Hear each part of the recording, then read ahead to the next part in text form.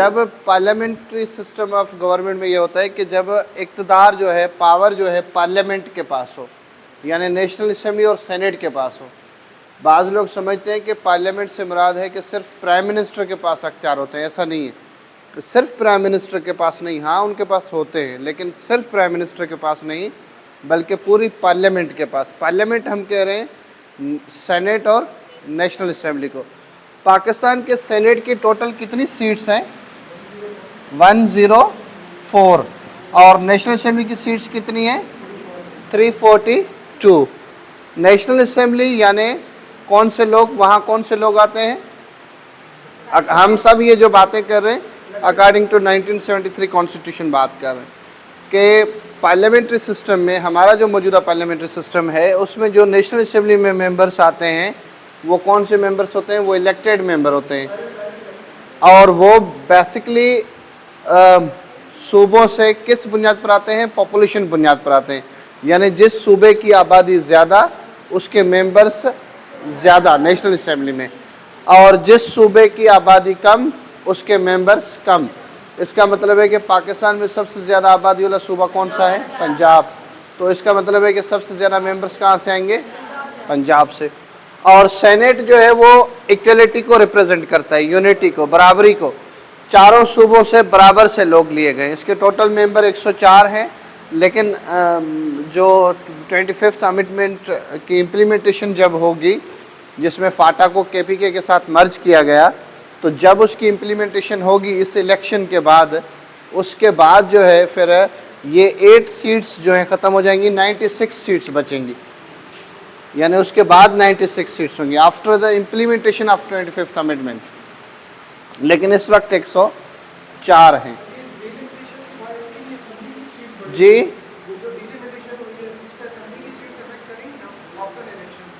दोबारा पूछें।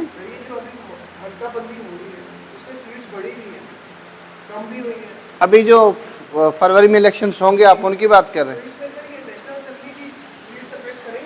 बाद में इफेक्ट करेंगी, इम्प्लीमेंटेशन के बाद, उससे पहले नहीं करेंगे, यानी इस इलेक्शन के बाद इफेक्ट करेंगी। हाँ, वो असल में फाटा की सीट्स जो यहाँ इस वक्त सीट्स हैं ना, फाटा की 8 है, वो सेनेट में है, तो वो फिर केपीके गवर्नमेंट के साथ मर्ज की जाएंगी, केपीके असेंबली के साथ मर्ज की जाएंगी, तो यहाँ से वो ख़त्म हो जाएंगी, इसलिए ये 96 हो जाएंगी। ठीक है, अच्छा। अब हमारे पास ये जो स्ट्रक्चर है पूरी, ये कौन से वाले कॉन्स्टिट्यूशन में है?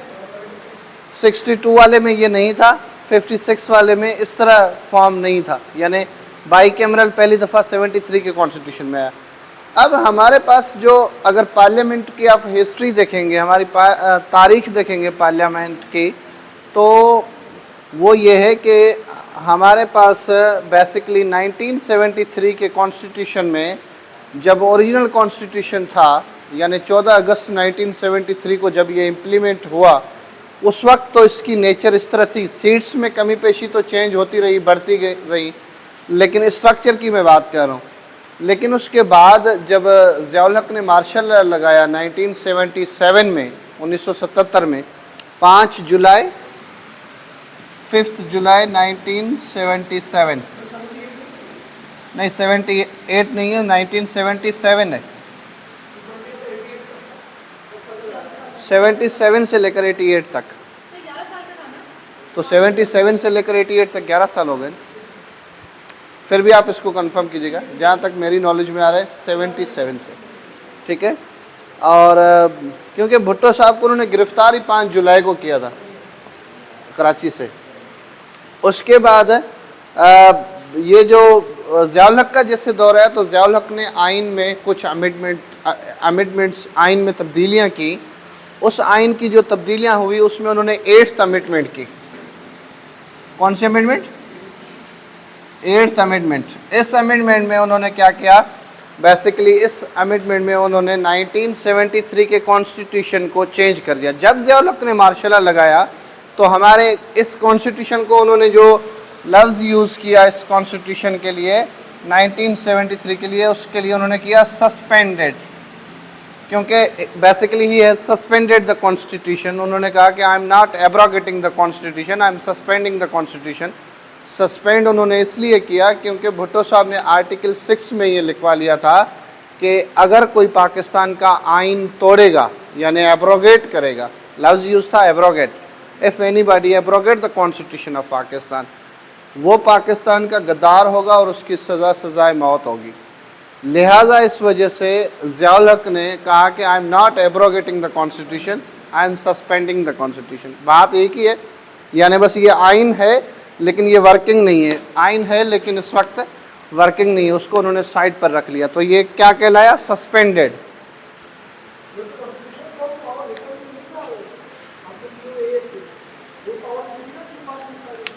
तो वो तो उन्होंने पीसीओ नाफिज किया ना, पीसीओ अलग चीज़ है। आइन को सस्पेंड करके उन्होंने पीसीओ दिया, provisional constitutional order. Provisional constitutional order से मुराद था कि अब मुल्क का जो आइन है वो वर्किंग नहीं है, वो सस्पेंडेड है। अब ज़ियाउल हक ने एक पीसीओ दिया हुआ है, वो काम करेगा, उसके तहत आप जो है इस मुल्क को वो पीसीओ के तहत चलाएगा। तो दैट वाज द पीसीओ। लेकिन जब उन्होंने पीसीओ दिया और उसके बाद इस कॉन्स्टिट्यूशन को उन्होंने सस्पेंड किया, तो दोबारा इस कॉन्स्टिट्यूशन को उन्होंने बहाल किया 1985 में, 1985 में दोबारा बहाल किया आइन को। लेकिन जब उन्होंने आइन को बहाल किया तब तक उन्होंने कॉन्स्टिट्यूशन में 8th अमेंडमेंट करके कानून को तब्दील कर लिया था। तब्दील ये कर लिया था, कुछ चीज़ें तो सेम रही लेकिन कुछ चीज़ों को उन्होंने बड़ी हद तक चेंज किया। वो ये चेंज किया कि पहले आइन में ये था कि हमारे पास ये जो 1973 का कॉन्स्टिट्यूशन था, ये क्या था? Parliamentary form of government. Parliamentary form of government से क्या मुराद है कि सेनेट और नेशनल असेंबली के पास पावर था। लेकिन उन्होंने इसको चेंज करके क्या कर दिया? प्रेसिडेंशियल फॉर्म ऑफ गवर्नमेंट, यानी अख्तियारात उन्होंने किसको दे दिए?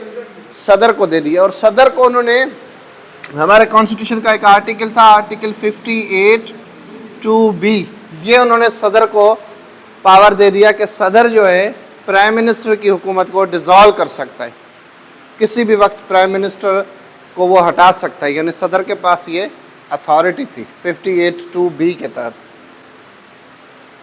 क्लियर? ये बात सबको समझ आई?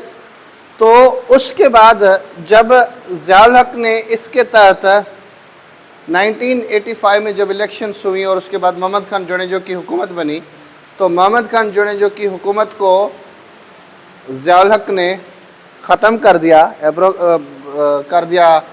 उनकी हुकूमत का ख़ात्मा कर दिया 88 में, इसलिए क्योंकि इल्ज़ामात तो वो अलग अलग लगाए जाते हैं, लेकिन उन्होंने जो ख़त्म किया हुकूमत को वो इस आर्टिकल के तहत किया। आपको ये बात समझ आ रही? नहीं आ रही? 58(2)B आइन का एक आर्टिकल है हमारे कॉन्स्टिट्यूशन। इस कॉन्स्टिट्यूशन में टोटल आर्टिकल्स हैं 280 है। कितने हैं फिर? 48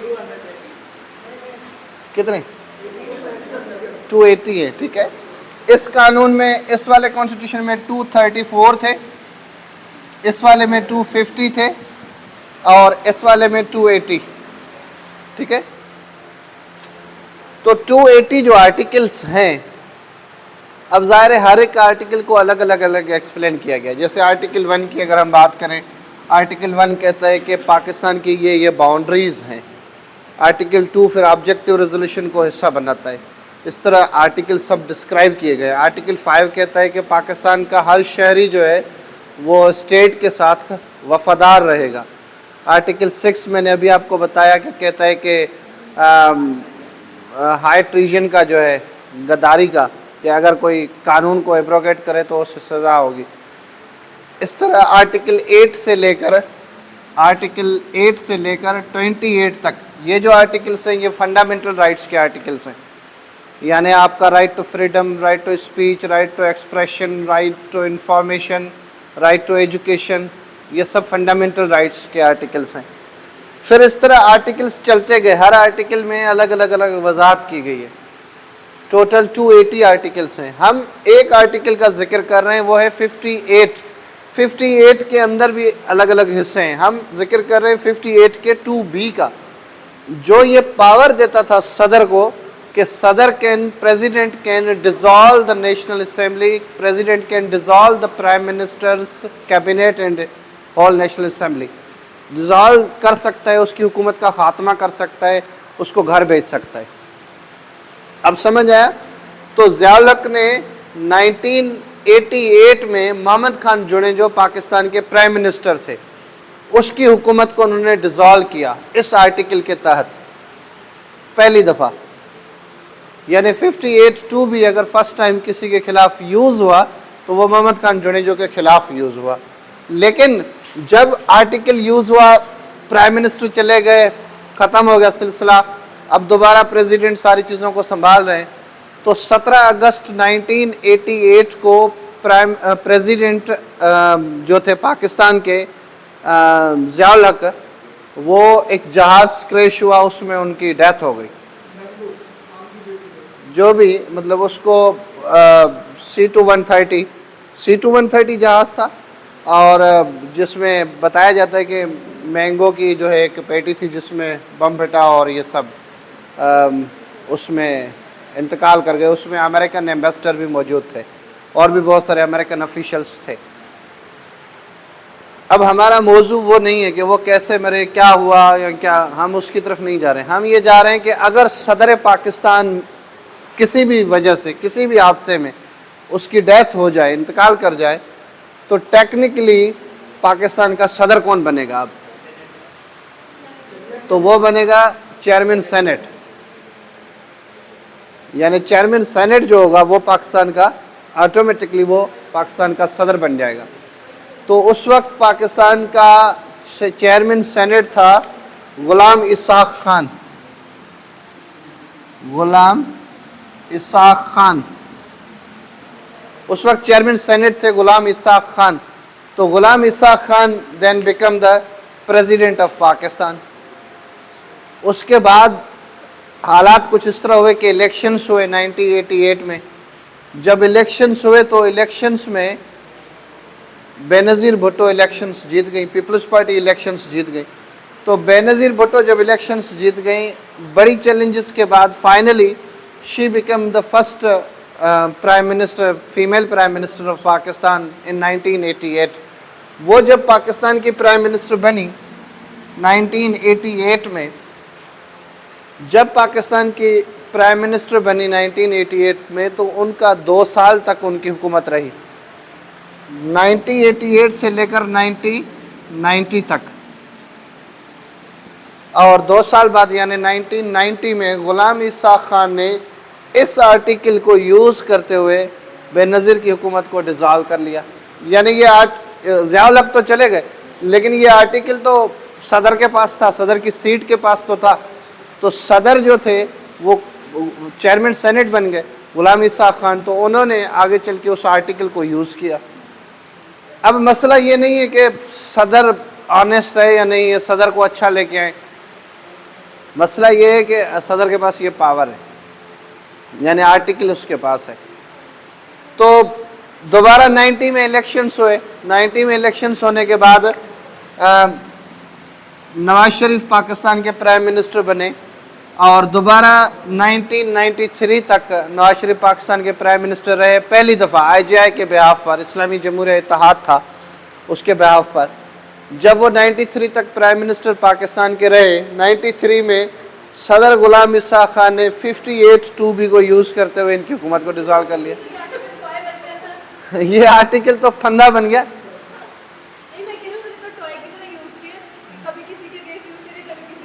तो अभी हम इस पे आ रहे हैं ना कि इसके साथ क्या होगा, वो भी अभी कहानी है ना। इस आर्टिकल के साथ क्या करेंगे वो भी आगे कहानी है। लेकिन यहाँ तक आप समझें कि ये आर्टिकल इस तरह यूज़ हो रहा है। असल में फ़र्क ये है कि ये सदर के पास पावर है। इसका मतलब है कि वो प्राइम मिनिस्टर तब तक चलेगा जब तक वो सदर की मर्ज़ी से चलेगा। जिस दिन वो सदर की बात नहीं मानेगा, आवाम का रिप्रेजेंटेटिव बनने की कोशिश करेगा या कुछ और, तो सदर अब 52 भी उसके खिलाफ यूज़ करेगा। और वजूहत तो कोई भी हो सकती है, करप्ट है, ये है, डिसऑनेस्ट है, फिला फिला फिला फिला। जी आप पूछिए पहले। गुलाम इसाक खान ने, सदर का टेन्योर वैसे 5 साल के लिए होता है। जी आप सवाल पूछ रहे हैं।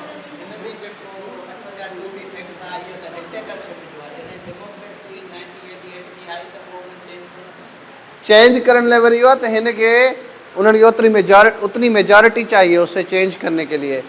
वैसे तो प्राइम मिनिस्टर होने के लिए सिंपल मेजॉरिटी चाहिए, आधे से एक वोट ज़्यादा, 172। अगर सिंपल मेजॉरिटी कितनी है 171, आधा 50% कितने वोट है 342 का 171, एक वोट ज़्यादा चाहिए प्राइम मिनिस्टर बनने के लिए। लेकिन आइन को तब्दील करने के लिए, पाकिस्तान के आइन में भी ये चीज़ लिखी हुई है कि आइन को तब्दील करने के लिए आपको 3/4 मेजॉरिटी चाहिए, यानी वहाँ आपको 50% प्लस 1 वोट, यहाँ पर आपको 75% लगभग चाहिए, या 66% आपको चाहिए 3/4। इसको आप कैलकुलेट कर लीजिएगा कितने 342 मेंबर्स के। लिहाजा आइन में तब्दीली आसान नहीं थी, इस वजह से उस वक्त इन्होंने तब्दीली नहीं की।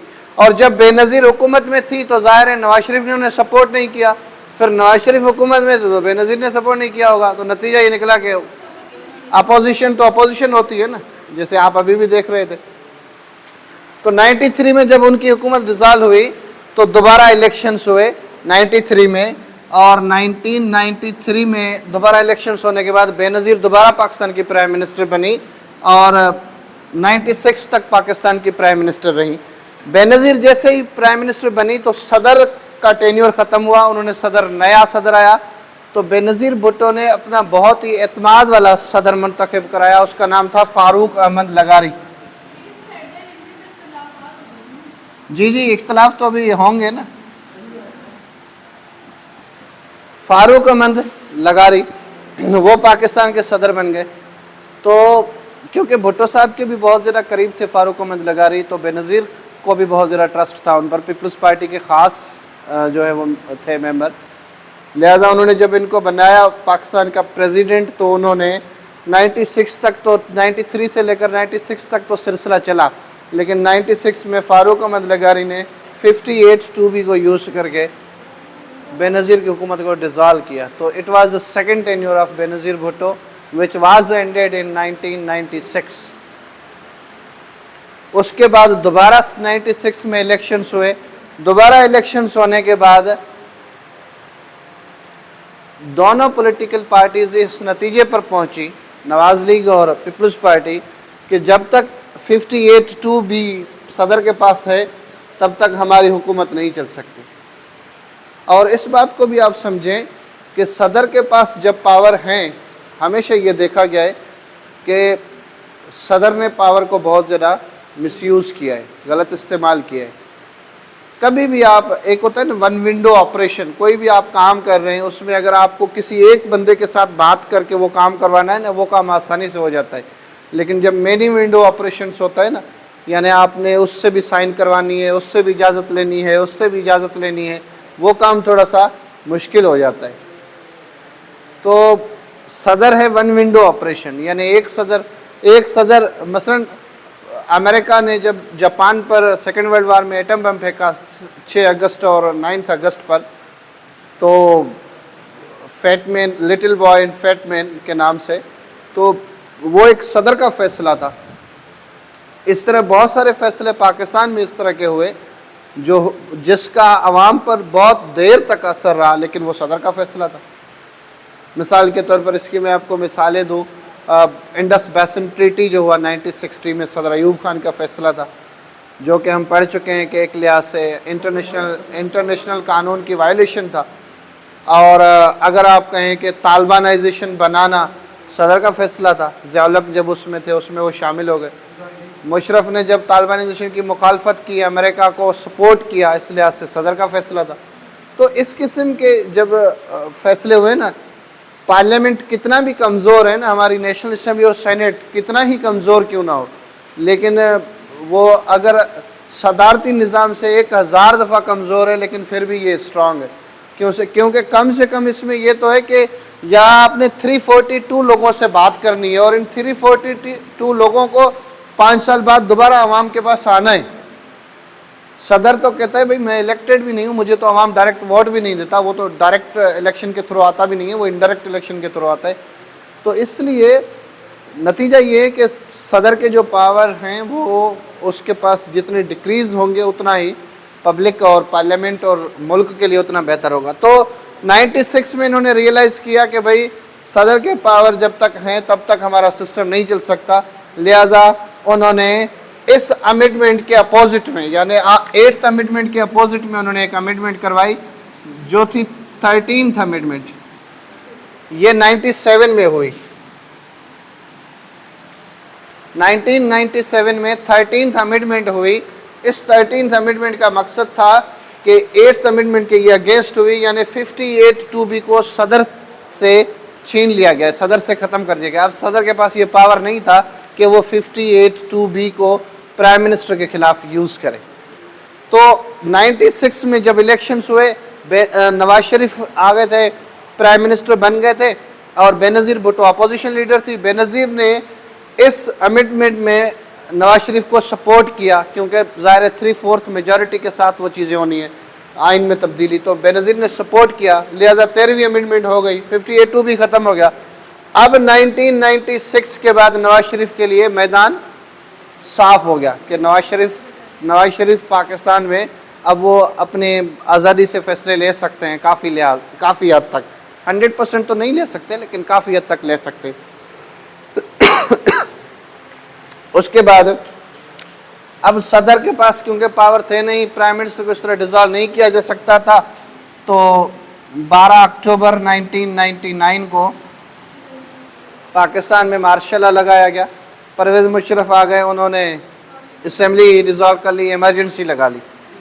अब उन्होंने 13वीं अमेंडमेंट में इन्होंने लिख लिया था कि आर्टिकल 6 में जैसे था कि if anybody abrogate the constitution, अगर कोई आइन को तोड़ेगा तो वो हाई ट्रीजन का हकदार होगा। तो इन्होंने ज़िया-उल हक ने फिर क्या किया था, सस्पेंड।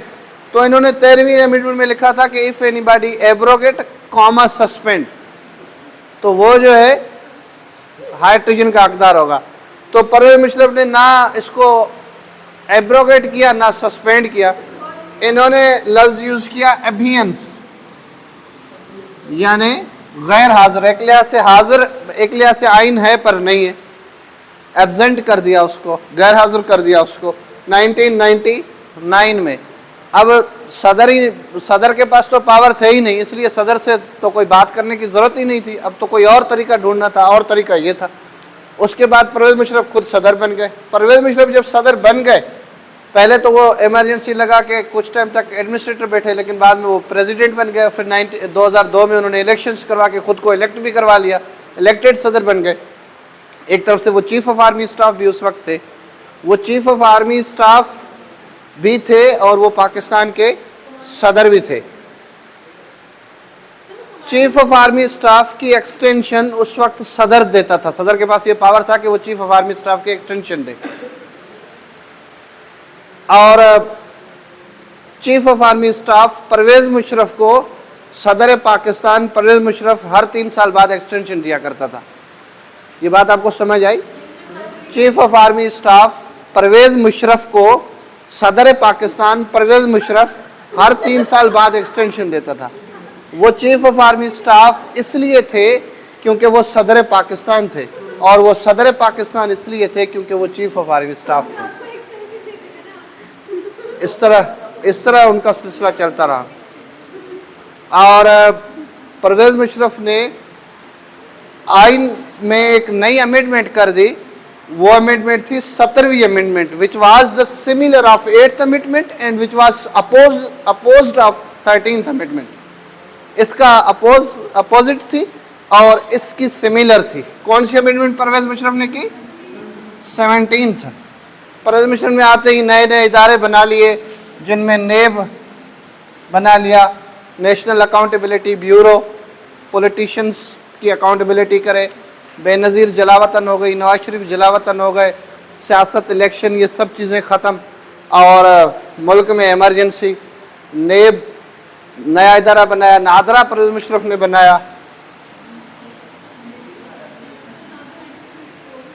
नादरा अलग था, मतलब वोट को जो उन्होंने इस सिलसिले में बनाया, NIC को जो उन्होंने कंप्यूटराइज शक्ल दी, इस शक्ल में। I think higher education commission HEC भी जो है परवेज़ मुशर्रफ के दौर में बना, लेकिन इस चीज़ को कंफर्म कीजिएगा, HEC, ठीक है। तो और परवेज़ मुशर्रफ ने वीमेन की सीट्स बढ़ा दी, नेशनल असेंबली सेनेट में सीट्स बढ़ा दी। क्योंकि परवेज ज़ियाउल हक का जब दौर आया था ना, वो ऐसा दौर था अमेरिका को पाकिस्तान की ज़रूरत थी against Afghanistan, against Soviet Union in Afghanistan, क्योंकि वॉर हुई ना अफ़गानिस्तान में। सोवियत यूनियन भी तो जंग अफ़गानिस्तान में ही लड़ रहा था, तो उसके खिलाफ पाकिस्तान की उसे ज़रूरत थी। तो इन नए नए लोगों को मुजाहिदीन, तालिबान, ये सब उस वक्त क्रिएट की गई ज़ियाउल हक में, ये सब ज़ियाउल हक की क्रिएशन है। और आगे चल के परवेज़ मुशर्रफ के दौर में दोबारा अमेरिका को एक ज़रूरत पड़ी, क्योंकि वर्ल्ड ट्रेड सेंटर पर हमला हुआ था 2001 में। तो अब वो एक ऐसा दौर आ गया कि अब उन तालिबानों के खिलाफ ऑपरेशन करने थे, अब उसके लिए पाकिस्तान की ज़रूरत थी। तो परवेज़ मुशर्रफ ने वो रास्ते खोल दिए। जब रास्ते खोल दिए, उन्होंने ज़ाती तौर तो उसका फ़ायदा लिया, लेकिन मुल्की तौर पर वो आज भी आपको पाकिस्तान में ये दहशतगर्दी और ये सब उसकी रूट्स वहाँ से मिलती हैं 80s में। नतीजा ये निकला कि परवेज़ मुशर्रफ ने 17वीं अमेंडमेंट करके आइन में तब्दीली करके ख़ुद को स्ट्रॉन्ग कर दिया और ख़ुद सदर बन के बैठ गए, चीफ ऑफ आर्मी स्टाफ भी रहे, फिर बाद में वो चीफ ऑफ आर्मी स्टाफ में से वो ख़त्म हुए। 2007 में दोबारा उनसे एक गलती बड़ी ये हुई कि उन्होंने चीफ जस्टिस इफ्तिकार चौधरी को, असेंबलीज भी डिज़ोल्व की 2007 में, और चीफ जस्टिस इफ्तिकार चौधरी को भी उन्होंने हटा दिया, जिसके बाद वकला तहरीक चली परवेज़ मुशर्रफ के ख़िलाफ़, और वो वकला तहरीक कामयाब भी हो गई, चीफ जस्टिस बहाल भी हो गए, बेनज़ीर भुट्टो पाकिस्तान वापस भी आ गई 2007 में, नवाज शरीफ भी वापस आ गए, इलेक्शंस भी हो गए। और उन इलेक्शंस से पहले ही, यानी इलेक्शंस हो रहे थे, तो 27 दिसंबर 2007 में बेनज़ीर की शहादत हुई। उसके बाद ज़ाहिर हालात ऐसे बन गए कि अब परवेज़ मुशर्रफ से चीज़ें कंट्रोल में करना आसान नहीं थी उनके लिए, लिहाजा उन्होंने सदर की सीट से रिज़ाइन किया। लेकिन बात वही कि परवेज़ मुशर्रफ चले गए, उस सीट के पास अभी भी पावर है। 17वीं अमेंडमेंट कर चुके थे ना वो, अब सदर के पास 58(2) भी आ चुका था, लिहाजा 17वीं अमेंडमेंट के बाद अब जब वो सदर की सीट पर थे तो उनके पास सारे पावर थे। जब पीपल्स पार्टी इलेक्शंस जीती 2008 में, अब पीपल्स पार्टी के पास ये ऑप्शन था कि वो किसको सदर बनाए। फारूक अहमद लगारी जैसे बंदे का एक्सपीरियंस भी उनके पास था, जो पार्टी का इतना लॉयल था। तो उस वक्त जो पीपल्स पार्टी को संभाल रहे थे, जरदारी संभाल रहे थे, आसिफ जरदारी, तो वो खुद ही पाकिस्तान के बन गए सदर, क्योंकि उन्होंने सोचा कि अब ये सारे पावर जो हैं वो मेरे पास होंगे। और पार्टी के चेयरमैन तो वो थे ही, को चेयरमैन हैं अभी भी, लेकिन चेयरमैन इस हिस्से से, क्योंकि बिलावल भुट्टो उस वक्त चेयरमैन की उसको नहीं संभाल रहे थे, तो उन्होंने क्या किया कि 2010 में आइन में एक तब्दीली करवाई, आइन में एक अमेंडमेंट करवाई। कौन सी अमेंडमेंट करवाई? 18th amendment. 18th amendment was a similar, somehow it was a similar of, in the sense of power, it was a similar of 13th amendment, but it was the opposite of 17th amendment, and it was the opposite of 8th amendment. दोबारा आइन को same शक्ल में लेके गए। 18वीं तरमीम में उन्होंने कहा कि 58(2) भी जो है, अच्छा 18वीं तरमीम में, ये जो 17वीं तरमीम थी, इस 17वीं तरमीम में मुशर्रफ ने एक चीज़ ये करवाई थी कि पाकिस्तान में कोई भी शख्स 3 दफ़ा वज़ीर आज़म नहीं बन सकता, कोई भी शख्स 3 दफ़ा वज़ीर आज़म नहीं बन सकता। इसका नुकसान किसको था? और बेनज़ीर को, नवाज शरीफ को और बेनज़ीर को, कोई भी शख्स की बात कर रहा हूँ। तो बेनज़ीर और नवाज शरीफ को 2007 में बेनज़ीर की शहादत हो चुकी थी। अब 2010 में जब 2008 में जब पीपल्स पार्टी हुकूमत में आ गई थी, अब उन्हें तो बेनज़ीर को प्राइम मिनिस्टर बनाना ही नहीं था, क्योंकि वो थी ही नहीं। अब किसको नुकसान था? सिर्फ नवाज शरीफ को।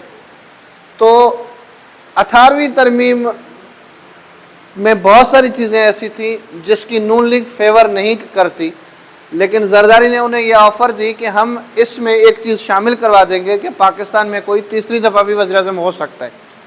तो नवाज शरीफ को कहा कि क्या ख्याल है, अगली बारी आपको मिल जाएगी, तो वो भी एग्री हो गए। वो तो अभी फिर देखते हैं कि उसमें क्या करते हैं, वो तब्दीली करते हैं या उसी को कंटिन्यू करते हैं। बहरहाल इन्होंने 18वीं तरमीम में ये चीज़ कराई जिसकी वजह से नून लीग ने इन्हें सपोर्ट किया। 58(2)B को उन्होंने आइन से डिलीट कर दिया और बाकी जो डिपार्टमेंट्स थे गालबन 40+ डिपार्टमेंट्स वो कॉन्करेंट लिस्ट में शामिल थे। कॉन्करेंट लिस्ट से मुराद है कि इन डिपार्टमेंट्स में सूबा और मरकज़ दोनों मिलके चलाएंगे, लेकिन एक बात यह भी थी कि मिलके तो चलाएंगे लेकिन फेडरल की बात आखिरी बात होगी।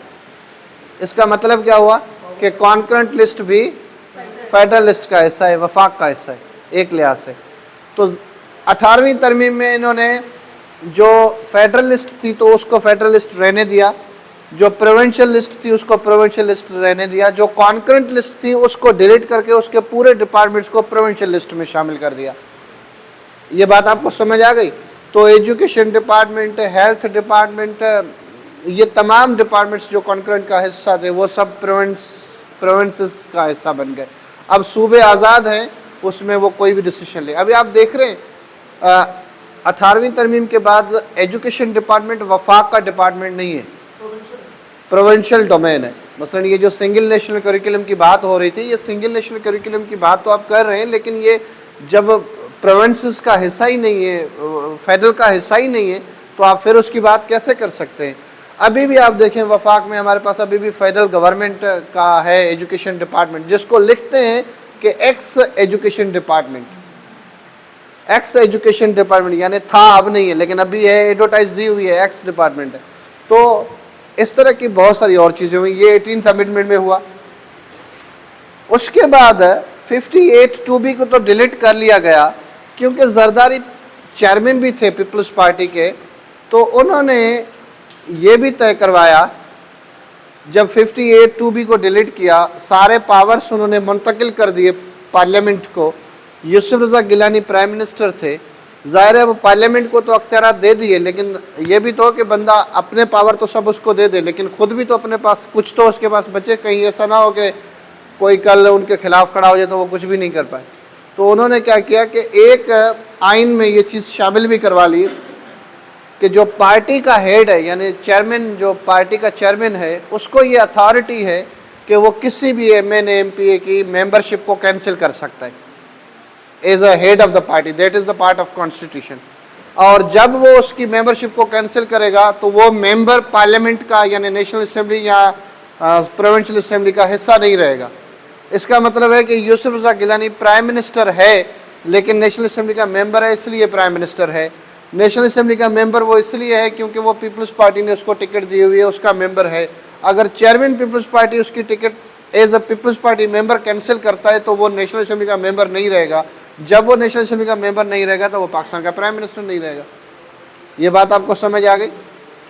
ये भी उनके पास था। तो आई थिंक 2010-11 में एक इशू उभरा, मेमो स्कैंडल केस, अगर आपने सुना हो तो।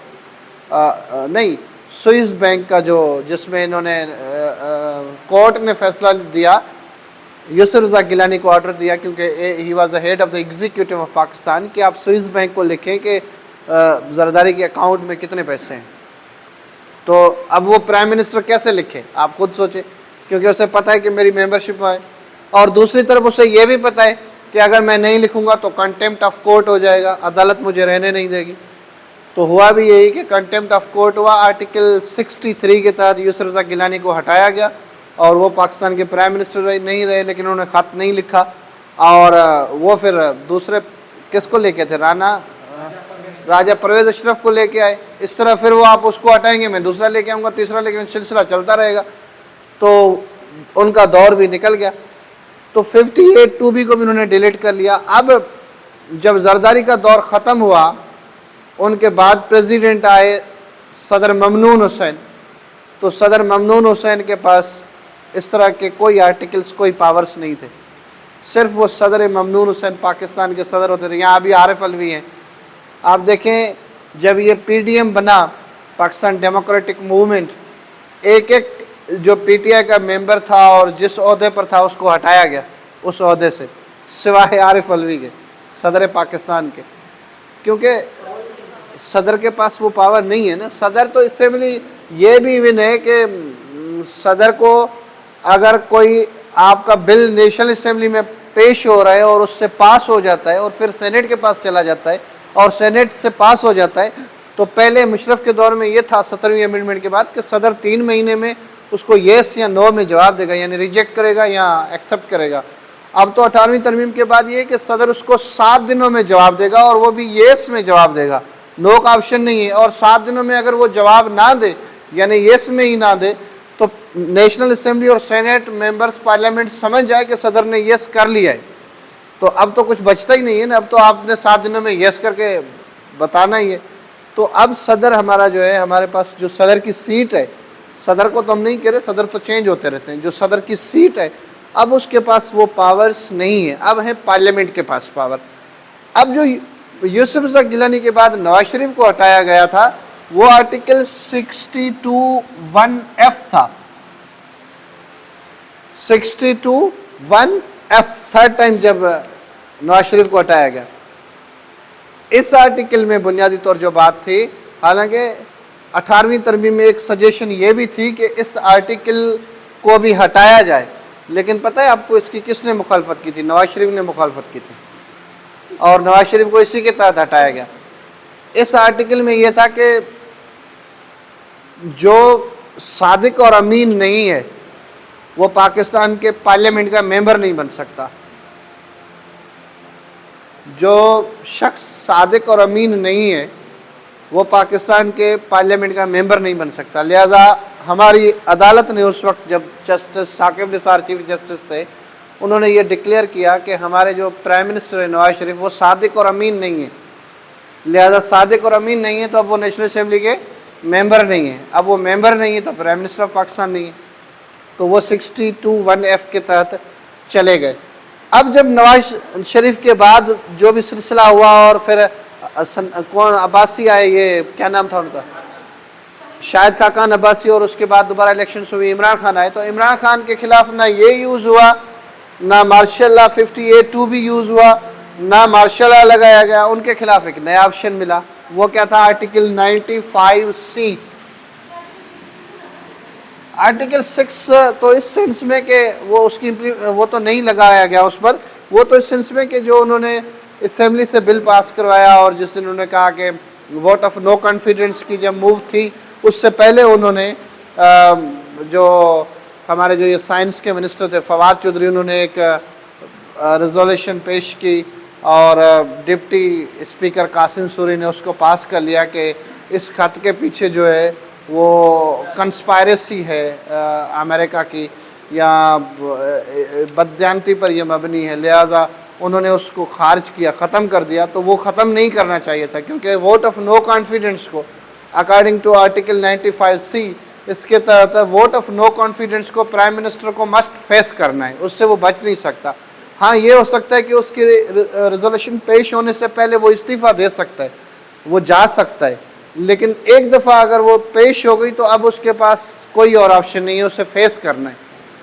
तो या तो वो फेस करके बच जाए या तो वो फिर हटाया जाए। तो ज़ाहिर है इमरान खान ने देख लिया था कि माहौल ऐसा बन गया था, तो लिहाजा वो शॉर्टकट रास्ते ले रहे थे, लेकिन ज़ाहिर है वो नहीं हो सका और उनको 95C के तहत यानी वो नेशनल असेंबली के मेंबर्स जो हैं वो वोट देते हैं कि भाई हमारा प्राइम मिनिस्टर पर एतमाद नहीं रहा, तो उस वोट के बुनियाद पर प्राइम मिनिस्टर को हटाया जाता है और उनको हटाया गया।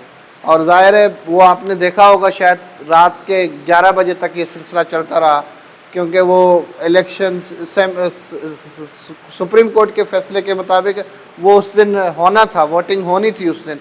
अगर वो दिन गुजर जाए तो वो फिर ज़ाहिर है सेक्रेटरी और जो पार्लियामेंट की ब्यूरोक्रेसी है उसके खिलाफ चला जाता, तो उन्हें वो वोट्स इलेक्शंस करवाने थे अंदर वोट ऑफ नो कॉन्फिडेंस के। तो इसलिए फिर गालबन 11 बजे डिप्टी स्पीकर ने जो है वो रिज़ाइन किया था और फिर सादिक संजरानी ने चेयर किया था स्पीकर की असेंबली को, तो उन्हें फिर वोट ऑफ नो कॉन्फिडेंस के ज़रिए आर्टिकल 95C के तहत हटाया गया था। तो ये हमारे पास बेसिकली जो है वो पार्लियामेंट की हिस्ट्री है कि हमारे प्राइम मिनिस्टर्स जो ख़ास तरह भुट्टो के बाद आए वो किस तरह हटाए गए, या 73 के आइन के बाद जो हमारे प्राइम मिनिस्टर्स आए वो किस तरह हटाए गए और कौन से पावर्स थे उनको जब यूज़ होते रहे।